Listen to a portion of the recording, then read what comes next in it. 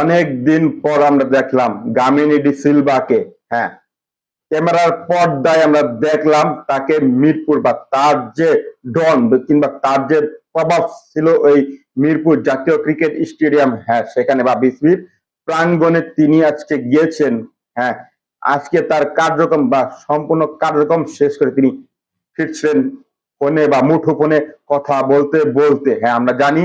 BCB তাকে তার match শেষ না হতে হতেই তাকে বিদায় বা ধাক্কা দিয়ে বের করে দিচ্ছে, কারণ তিনি উইকেট প্রস্তুত করতে পারেন না কিংবা তিনি জানেন না, আর যদি পারেও বা করেও তা বিশ্ব স্ট্যান্ডার্ড বা বাংলাদেশকে ক্ষতি সাধনই বেশি করেছে, কিংবা তিনি এক নায়কতন্ত্র চালু করেছিল কিংবা ডমিনেট করেছিল পুরো যে মিরপুরের যে মাথা থেকে আগা পর্যন্ত, কিংবা বলা চলে মিরপুরের প্রত্যেকটা ইঞ্চিতে তিনি